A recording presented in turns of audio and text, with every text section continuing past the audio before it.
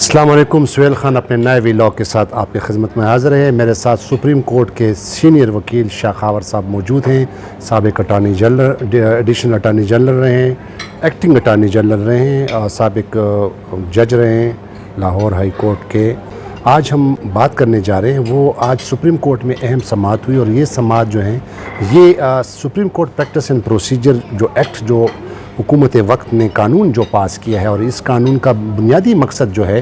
وہ chief justice of Pakistan کے powers کو جو ہے کم کرنا، اس کے پاور کو کلپ کرنا، اور خصوصی طور پر ان کے پاور جو سوموٹو کے پاورز ہیں، اور خاص کے ساتھ جو بینچز کی تشکیل ہے، اور جو آئین کے آرٹیکل 184(3) کے تحت جو کیسز ہوتے ہیں اس میں جو اپیل کا حق ہے، وہ یہ قانون سازی حکومت نے کی ہے. آل دو سپریم کورٹ کے لارجر 8 رکنی بینچ نے اس کو سٹے بھی کیا ہوا ہے، لیکن آج اس کیس کی سماعت تھی. شاہ خاور صاحب بتائیے گا کہ اب آخرکار اس قانون کا، اس کی قانونی حیثیت کیا ہے، جبکہ آپ بخوبی جانتے ہیں کہ آئین میں دیے گئے یہ اختیارات چیف جسٹس آف پاکستان کو دیے گئے ہیں کہ وہ سو موٹو کی جورسڈکشن ایکسرسائز کر سکتا ہے، اور بینچز بھی بنا سکتا ہے، اور اپیل کا حق جو ہے وہ آئین میں موجود نہیں ہے. تو اب یہ اونٹ کس کروٹ بیٹھے گا؟ دیکھیے، بات یہ ہے کہ یہ بڑی اہم پروسیڈنگز ہیں پاکستان کی ہسٹری کی. اس میں ایک جو بات نئی ہے وہ یہ ہے کہ سپریم کورٹ آف پاکستان نے ایک پارلیمنٹ میں جو ایک قانون بنا رہے تھے، اور وہ ابھی اس مراحل سے گزرا نہیں تھا اور بننے والا تھا قانون، کہ اس سے پہلے انہوں نے پھر ایک 8 رکنی بینچ بنا دیا. وہ چونکہ اس کا تعلق ڈائریکٹلی سپریم کورٹ کے پروسیجرز کے بارے میں ہے اور ان کے ریگولیٹ کرنے کے بارے میں ہے، تو وہ ایک 8 رکنی بینچ جو ہے وہ 4 اپریل کو تشکیل دیا گیا، جس کو اسی وقت اس کی سماعت ہوئی. اور اس بینچ میں 8 رکنی جو ججز تھے انہوں نے پہلی سماعت میں ہی اس کا جو ہے آپریشن ایک ان اینٹیسپیشن جو ہے اس کو معطل کر دیا. تو آج اس کی پہلی سماعت تھی، جس میں نوٹسز تھے اٹارنی جنرل کو بھی، بار کونسلز کو بھی، پولیٹیکل پارٹیز کو بھی. اور آج دیکھا کہ آج اٹارنی جنرل بھی تھے، پاکستان بار کونسل کے نمائندگان، سپریم کورٹ کے بھی، اور کچھ پولیٹیکل پارٹیز کے بھی نمائندگان بھی تھے. تو آج ایک پریلیمنری ہیئرنگ ہوئی، اس پہ جو آپ نے تفصیل بتا بھی دی کہ آج اس میں کیا کارروائی ہوئی. تو اب دیکھنا یہ ہے کہ اس میں جو گورنمنٹ جواب دے گی اور باقی جو دیں گے، اس کو جانچنا اس نقطے کے اوپر ہے کہ کیا یہ قانون جو بنایا جا رہا ہے یا ابھی بن گیا ہے لیکن ابھی تک آپریشنل نہیں ہوا، تو وہ اگر آپریشنل ہو جاتا تو اس سے سپریم کورٹ کی جو یا کورٹس کی جو آزادی ہے اس پہ کتنا اثر پڑ سکتا تھا. اس کے لیے ہم نے دیکھنا یہ ہوگا کہ آئین کا آرٹیکل 8 جو ہے وہ یہ کہتا ہے کہ کوئی بھی قانون جو کہ آئین میں دیے گئے بنیادی حقوق سے متصادم ہوگا وہ قابل منسوخی ہوگا. تو یہ اختیار جو سپریم کورٹ کا ہے یا ہائی کورٹس کا کسی بھی قانون کو اس سانچے میں جانچنے کے لیے یہ تو موجود ہے. لیکن ایک چیز جو انہونی یہ ہوئی ہے کہ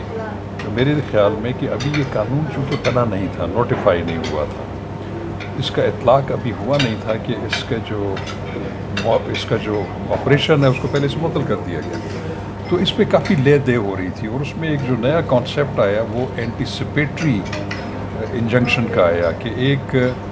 پیشگی آپ ایک حکم امتناعی جاری کر رہے ہیں، کام ابھی ہوا نہیں ہے. تو اس میں میں سمجھتا ہوں کہ کافی ریزسٹنس تو آئے گی، اکیڈیمکلی بھی، اٹارنی جنرل کی طرف سے بھی، بار کونسلز کی طرف سے بھی. لیکن اس میں جو امپورٹنٹ بات آج یہ ہوئی کہ پاکستان بار کونسل نے اس پہ فل کورٹ بینچ بنانے کا جو ہے وہ استدعا کی. وہ اس دفعہ پہلی دفعہ نہیں کی، جو پہلے بھی جو آئینی معاملات چلتے رہے ہیں اس میں بھی ان کا یہ موقف تھا. لیکن وہ چونکہ چیف جسٹس آف پاکستان ہیں، ان کا ایک اختیار خصوصی ہے کہ انہوں نے بینچ تشکیل دینا ہے، تو انہوں نے اس رائے سے اتفاق نہیں کیا، اور میرا خیال ہے کہ آئندہ بھی نہیں ہوگا.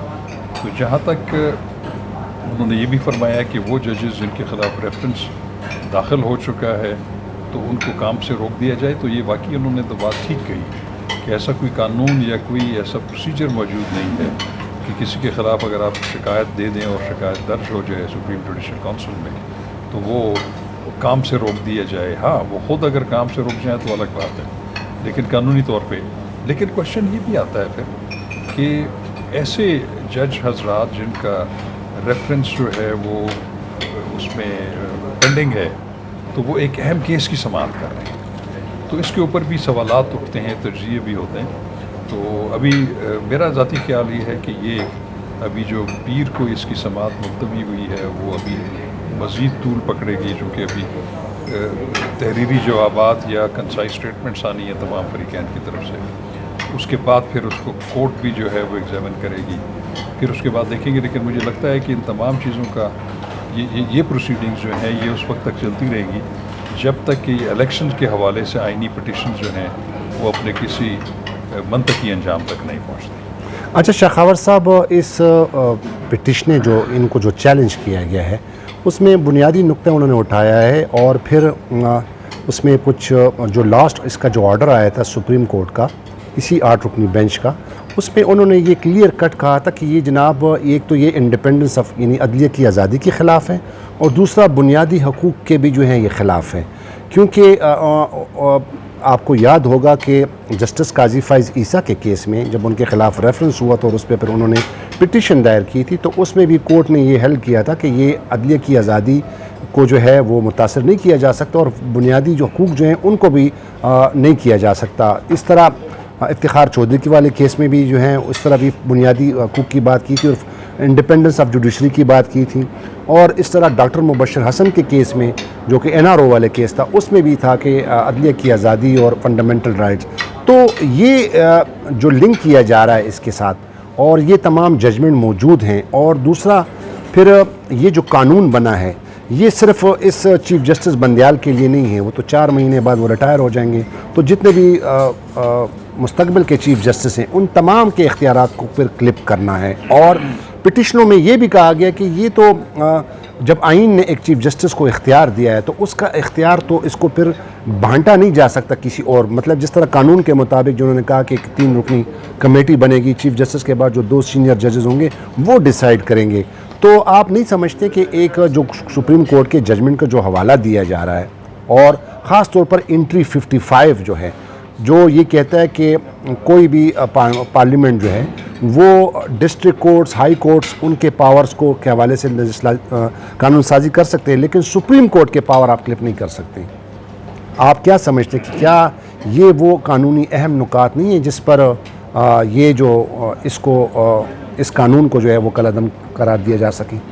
دیکھیے، ایک بات میں آپ کو بتاؤں کہ یہ تو آپ کو بھی پتہ ہے، مجھے بھی پتہ ہے کہ جو آرٹیکل 184(3) کا اختیار ہے جس کو سوو موٹو اختیار بھی کہتے ہیں، وہ ضروری نہیں ہوتا کہ سوو موٹو از خود ہو، وہ کسی پٹیشن پہ بھی ہو سکتا ہے، لیکن وہ یہی ہے کہ وہ ایک اوریجنل جورسڈکشن ہے سپریم کورٹ آف پاکستان کی، کہ وہ جہاں پہ لوگوں کے بنیادی حقوق کے سلب ہونے کا اور اس کا جو ہے مفاد عامہ سے تعلق ہو تو وہ سپریم کورٹ اس پہ ایکشن لے سکتی ہے، اس پہ حکم جاری کر سکتی ہے۔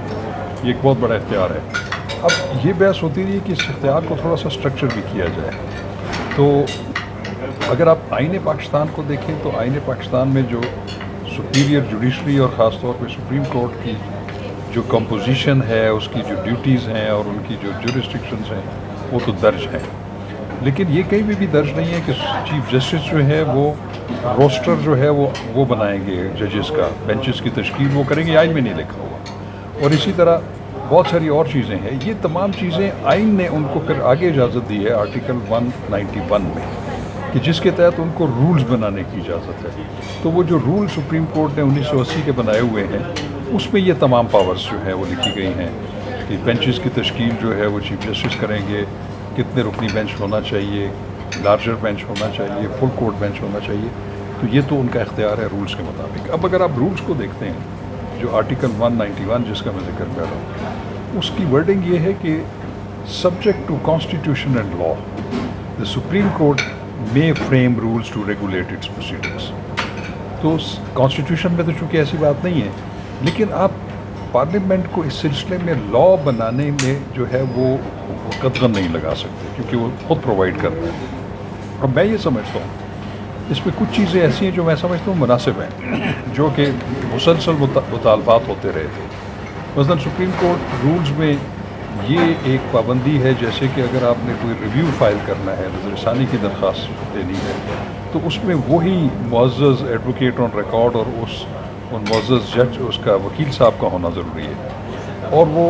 انہی ججز نے سننا ہے جنہوں نے اس کو فیصلہ کیا۔ تو اس میں ایک ترمیم یہ بھی تجویز کی گئی ہے کہ یہ جو اس میں جو وکیل بدلنے کا جو ہے وہ اجازت ہونی چاہیے. یہ ایک ایسا وہ ہے کہ اگر ایک وکیل کسی وجہ سے وہ نہیں کرنا چاہ رہا ریویو تو وہ اس کا ایک رائٹ ہے, وہ ایکسرسائز کرنا جو ہے وہ سلب ہو جائے گا. پھر اس کے علاوہ ایک اور چیز ہے کہ جو 184(3) کے تحت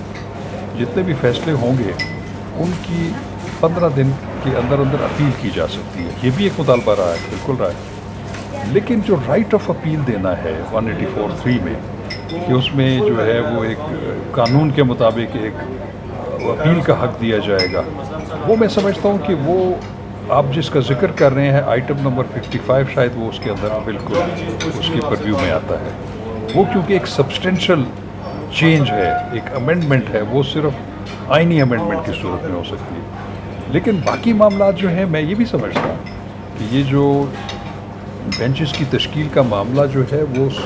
184(3) کے تناظر میں اس کو بھی اگر سٹرکچر کر دیا جائے تو میں سمجھتا ہوں وہ بھی اس میں قباحت نہیں ہے. یہ چیف جسٹس کے میں سمجھتا ہوں کہ اختیارات محدود کرنے کا نہیں ہے, لیکن اس کو ذرا شریک کرنے کا ہے تاکہ وہ 2 ججز اور بھی اس کے ساتھ ہوں, تاکہ ایک اچھی رائے سامنے آئے اور وہ یہ جانچیں کہ کس مدعے میں یا کس کنٹروورسی میں جو ہے 184(3) کا اختیار لیا جائے یا نہ لیا جائے. میں اس کو برا نہیں سمجھتا, لیکن جو رائٹ آف اپیل والا ہے وہ بالکل اس پہ آرگو ہو سکتا ہے. لیکن میں پھر بھی یہ کہوں گا کہ قانون بنانا جو ہے وہ پارلیمنٹ کا پریروگیٹو ہے, اس کا اختیار خصوصی ہے. اب وہ قانون جب بن جائے اس کے بعد دیکھنا ہے آرٹیکل 8 کے تحت کہ وہ پورا قانون یا اس کی کوئی شق جو ہے وہ آئین میں دیے گئے لوگوں کے بنیادی حقوق سے متصادم ہے, وہ سپریم کورٹ کا بالکل اختیار موجود ہے, وہ ایکسرسائز کر سکتے ہیں. لیکن یہاں پہ جو ڈبیٹ زیادہ شروع ہو گئی ہے وہ اس وجہ سے ہے کہ ابھی وہ جو قانون ہے اپنی تکمیل کے آخری مراحل میں تھا, ابھی وہ قانون نہیں بنا تھا کہ جس کو آپریشن روکتی ہے. اچھا, ایک شارٹ سا سوال کیونکہ ٹائم ہمارا زیادہ ہو گیا. یہ جو چیف جسٹس نے آج یہ بھی کہا, انہوں نے آبزرویشن دی کہ یہ جو انڈیپینڈنس آف جوڈیشری ہے اور فنڈامنٹل رائٹ ہے یہ basic structure of the constitution ہے, یعنی آئین کے بنیادی ڈھانچے میں یہ چیز موجود ہے. تو پھر عدالت تو پھر نہ صرف چیف جسٹس اپنی دفاع نہیں بلکہ اس ادارے کی اور آئین کی جو ہے وہ پاسداری کے لیے یہ وہ شاید اس پہ بہت زیادہ زور دیں. اس پہ ذرا آپ تھوڑا. بالکل, یہ بات تو اس میں کوئی دوسری رائے نہیں ہے, کیونکہ جو آئین پاکستان کے جو اجزائے ترکیبی ہیں وہ میرا میں 3-4 ہیں, وہ بڑے ضروری ہیں. ایک تو یہ ہے کہ وہ پارلیمانی جمہوریت کا اس میں ایک نظام ہے, وہ ایک بالکل اس کو ختم نہیں کیا جا سکتا. پھر جو آپ کے بنیادی حقوق ہیں آئین میں دیے گئے اس میں آپ اضافہ تو کر سکتے ہیں, اس میں آپ کمی نہیں کر سکتے, وہ سبسٹینشیل پارٹ ہے کانسٹیٹیوشن آف پاکستان کا. اسی طرح Kapil with the independence of judiciary, کیونکہ ایک آزاد عدلیہ کا کانسیپٹ جو ہے وہ جو آئین میں دیا گیا ہے, اور وہ جو ایک ٹرائیکاٹومی آف پاور کا جو کانسیپٹ ہے کہ عدلیہ, انتظامیہ اور جو مقننہ ہے وہ اپنے آئینی حدود میں رہ کر ایک دوسرے میں مداخلت کیے بغیر جو ہے وہ اپنے اختیارات استعمال کریں گے, تو بالکل اس میں کسی بھی جمہوری معاشرے میں یا ویسے بھی کسی بھی معاشرے میں عدلیہ, آزاد عدلیہ کا ہونا بڑا ضروری ہے. ہم نے دیکھا ہے کہ بادشاہتوں کے دور میں بھی جو بادشاہ ہوتے تھے اور وہ اپنے نظام چلانے کے لیے کم از کم ایک چیز ضرور انشور کرتے تھے کہ عدلیہ جو ہے وہ آزاد ہو اور وہ اپنے آزاد فیصلے کرے, کیونکہ جب عدلیہ آزاد فیصلے نہیں کر پائے گی اور اس کے اوپر کسی کا چیک ہوگا تو وہ میں سمجھتا ہوں کہ ایک اچھا معاشرہ جو ہے اسے وجود میں نہیں آ سکتا. بہت شکریہ شاخاور صاحب. اب دیکھنا یہ ہوگا کیونکہ یہ ایک بڑا اہم آئینی معاملہ ہے, اور چیف جسٹس آف پاکستان نے بھی کہا کہ پاکستان کی ہسٹری میں ایک ایسی قانون سازی ہوئی ہے جو آئین میں دیے گئے ایک شخص کو, چیف جسٹس کو دیے اختیارات کو, اس کو انہوں نے مینیپولیٹ کیا ہے اور اس کی وائلیشن کی ہے. اب دیکھنا یہ ہوگا کہ تمام پولیٹیکل پارٹیز کے جو وکلاء حضرات ہیں, پاکستان بار کونسل ہے, سپریم کورٹ بار ایسوسیشن جو نمائندگان ہیں, وکلاء حضرات ہیں, صدور صاحبان ہیں, وہ اس پہ کیا دلائل دیں گے. ایک اور ویڈیو میں دوبارہ آپ کے سامنے حاضر ہوں گے. امید ہے آپ کو یہ پروگرام پسند آ گیا ہوگا, لیکن نئے دیکھنے والے ناظرین سے میری التماس ہے کہ وہ اس چینل کو ضرور سبسکرائب کیجیے. تو خدا حافظ. پاکستان زندہ باد.